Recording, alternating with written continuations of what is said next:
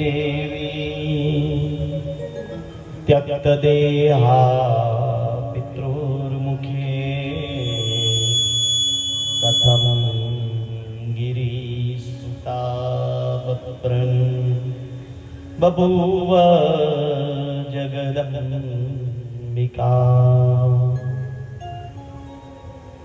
પાર્વત ખંડના પ્રવેશ સમયે નારદજી પ્રશ્ન કરે છે કે હે પિતામહ, સતીના દેહત્યાગની અને દક્ષના યજ્ઞ વિધ્વંસની કથા તમે મને સંભળાવી. હવે આ સતી ફરી પાછા બીજા જન્મમાં પાર્વતી બન્યા હતા અને તે જન્મમાં તેમણે ભગવાન શિવને કેવી રીતે પ્રાપ્ત કર્યા તેની કથા કહો. ત્યારે બ્રહ્માજી કહે છે કે હે પુત્ર નારદ, જે કાળે શિવજી અને સતી હિમાલય પર લીલા કરી રહ્યા હતા તે વેળાએ હિમાલયના પત્ની એવા મેનાને પુત્રી ભાવ ઉત્પન્ન થયો અને જ્યારે સતીએ પોતાનો દેહ ત્યાગ કર્યો ત્યારે સતીએ દેહ ત્યાગ સમયે આ મેનાનું મનમાં ચિંતન કર્યું હતું કે હવે પછી જો હું જન્મ લઈશ તો મેનાના ઘરે પુત્રી તરીકે જન્મ લઈશ. ત્યારે બ્રહ્માજીની આજ્ઞાથી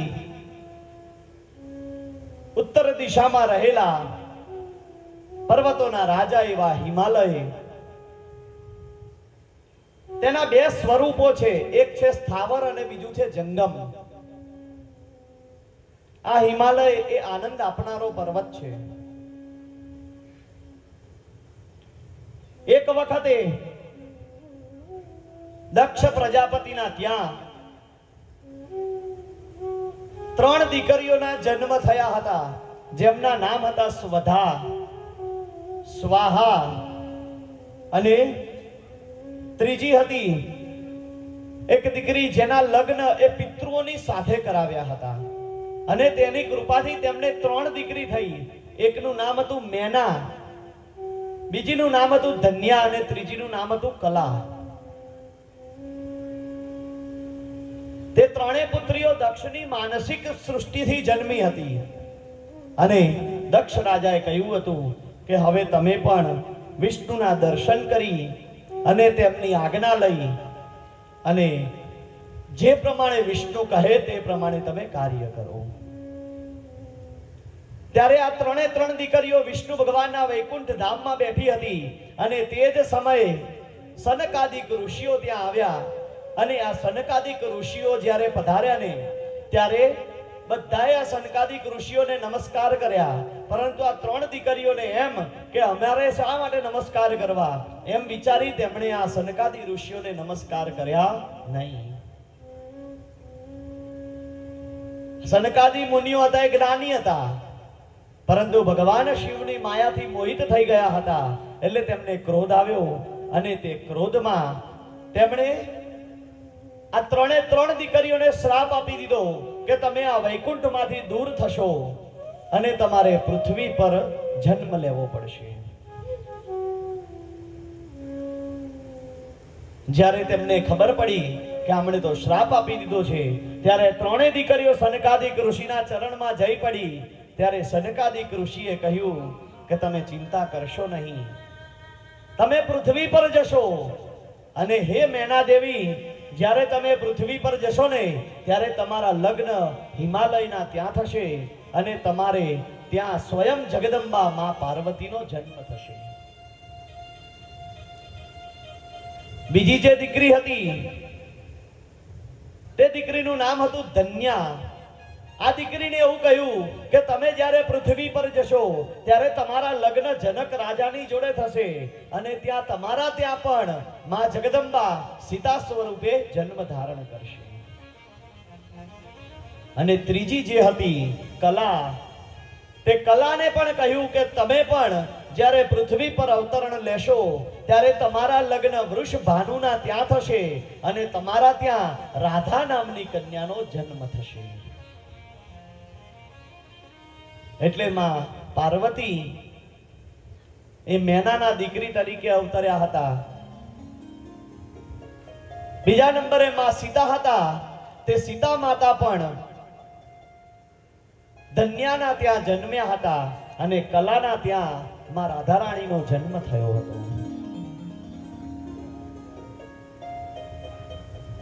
દેવતાઓ હતા તે દેવતાઓએ જઈ અને હિમાલયને કહ્યું કે હે હિમાલય દેવ, હવે તમારે ત્યાં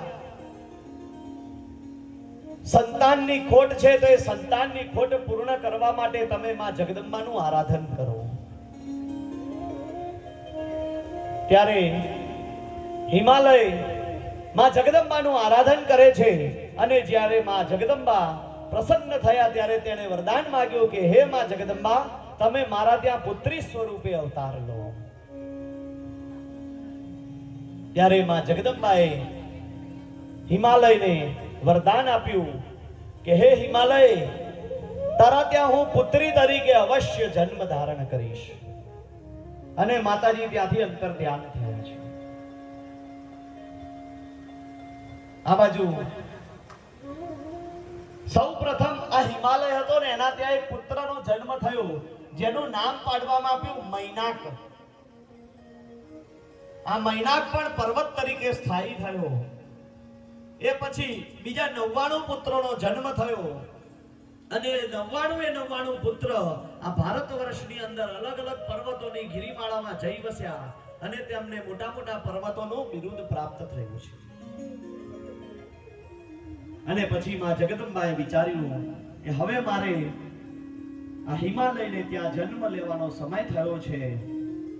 એટલે માતાજીએ પહેલા તો પોતાની માયાને રચી છે.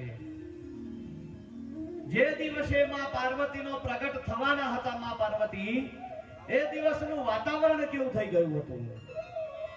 શિવ પુરાણમાં તેનું વર્ણન કરવામાં આવ્યું છે કે ચારે બાજુ સુગંધિત પવન લહેરાઈ રહ્યો છે. વસંત ઋતુમાં ચૈત્ર માસ હતો અને ચૈત્ર માસની નોમ તિથિ હતી અને નોમ તિથિના દિવસે મૃગશીર્ષ નક્ષત્ર તપી રહ્યું હતું અને તે સમયે અડધી રાતનો સમય થયો. ચારે બાજુ સુગંધ પ્રસરાઈ ગઈ છે. વેદ ધ્વનિ ગાજી ઉઠ્યો છે. નગારાના મૃદંગ ભેરી વાગી રહ્યા છે. ચારે બાજુ દેવતાઓ આજે આભામંડળમાં આવી ગયા છે અને આમાં જગદંબાના પ્રાગટ્યોત્સવની રાહ જોઈ રહ્યા છે. અને તે સમયે માં જગદંબાનું પ્રાગટ્ય થયું અને આ બધા જ દેવતાઓ માં જગદંબાની ઉપર પુષ્પ વૃષ્ટિ કરી રહ્યા છે. બોલો પાર્વતી માત કી જય. દૈવે મહાદૈવે શિવાય સતતમ નમઃ. નમઃ પ્રકૃતે ભદ્રાય નિયદા પ્रणदास्मदाम्.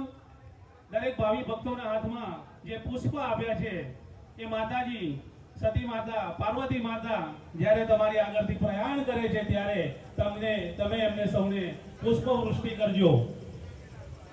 અને એમના આશીર્વચન લેવા માટે આપણે જ્યારે માતાજીને અહીંયા સ્થાન આપીશું ત્યારે સૌ કોઈ અહીંયા સ્ટેજ આગળ આવશે, માતાજીને નમન કરશે અને યથાશક્તિ માતાજી આગળ જે અર્પણ કરવું હોય તે કરી શકાશે. બોલો જગદંબા માતની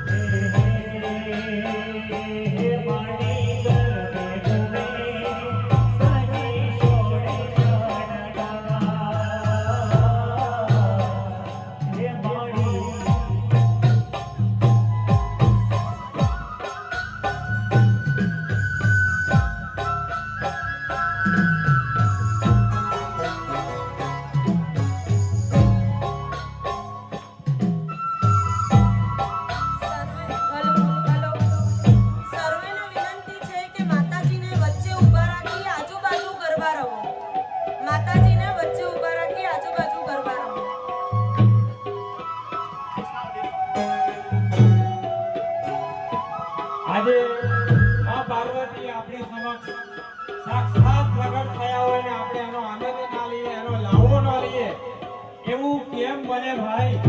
બરાબર જોવો, જેથી એનો આનંદ આપણને છેક ઉડાસણના છેક છેલ્લા છેવાડા સુધી, ગાંધીનગરના છેક છેવાડા સુધી આપણો અવાજ, આપણો આનંદ, આપણી ઉર્જા આપણે પ્રગટ થાય એવું.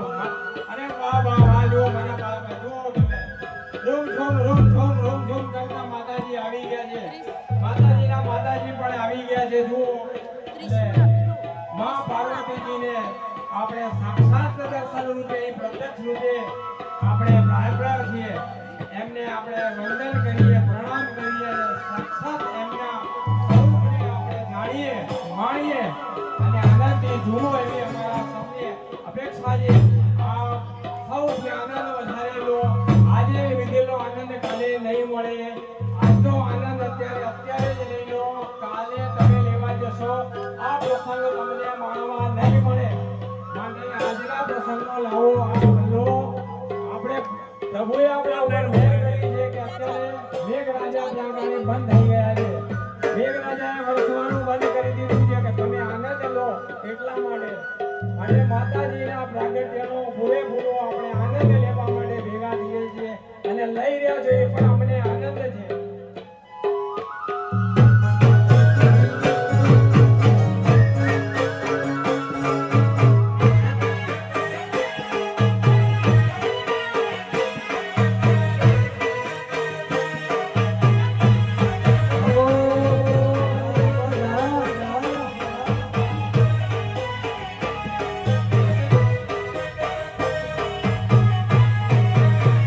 Thank you.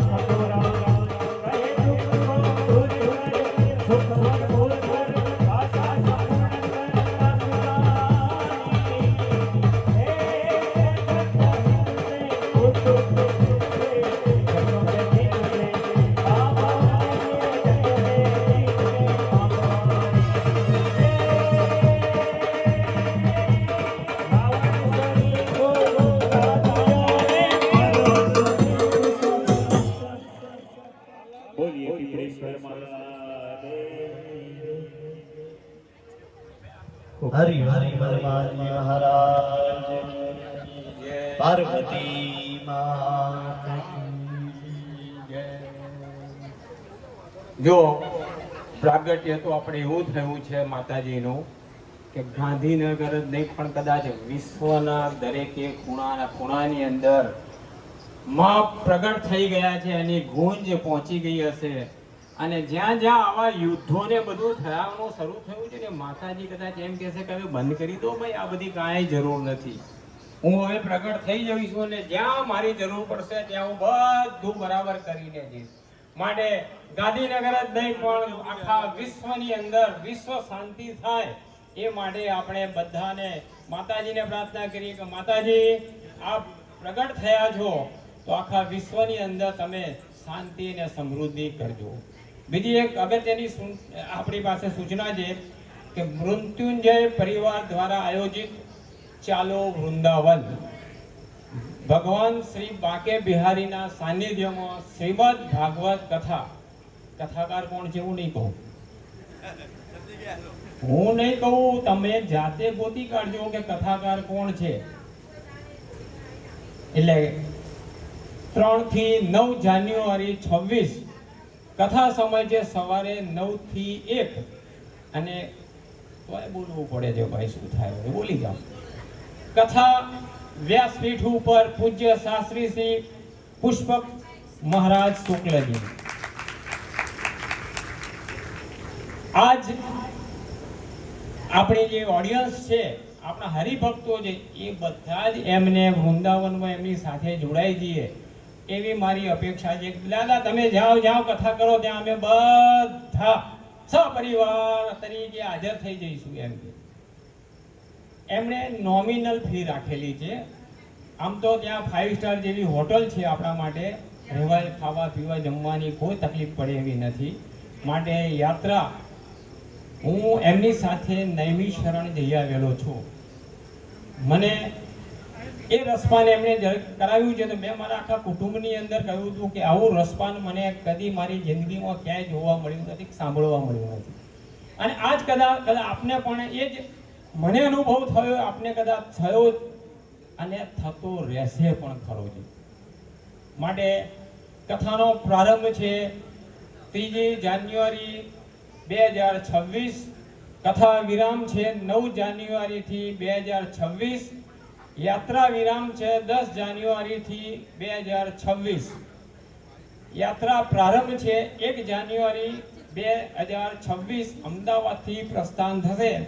અને આપને કોઈને પણ નામ નોંધાવવા કે સંપર્ક સૂત્ર કરવો હોય તો શ્રી હરેશભાઈ રાવલ મારી બાજુમાં ઉભેલા જે હરેશભાઈ પોતે છે, એ એમનો મોબાઈલ નંબર છે 9925279566. ત્યાર પછી બીજો એક નંબર છે, આજ આગળ જ દેખાઈ રહ્યા છે આપને માતાજીની જેમ ગરબે ફરતા, એ શ્રી પૂજાબેન શુક્લ.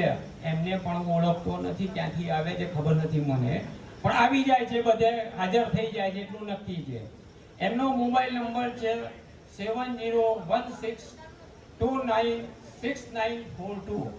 ફરી વખત એક બે નંબર બોલી જાઉં છું. હરેશભાઈનો છે 9925279566. પૂજાબેનનો નંબર છે 7016296942. અને કદાચ આ બે નંબર ભૂલી જાય તો હું સહદેહ ગાંધીનગરમાં અહીં ગાડે ભૂતની જેમ ફરતો જઉં છું, જ્યાં પકડશો ત્યાં ગાડે હાજર થઈને તમને નંબર આપી દઈશ.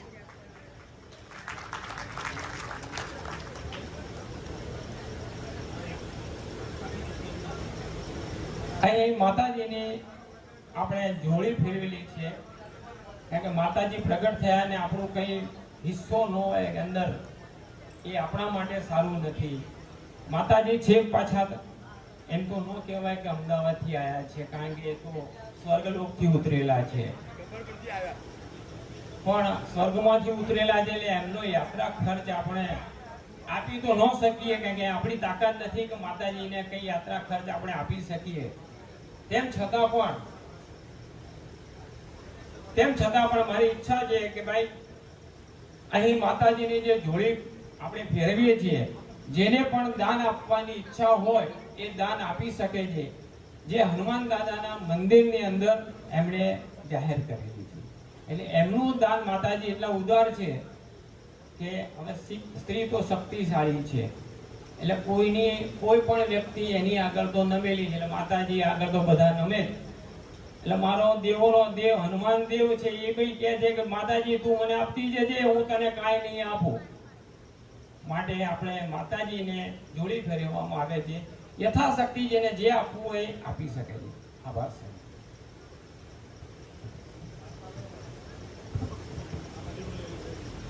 પેલું માહિતી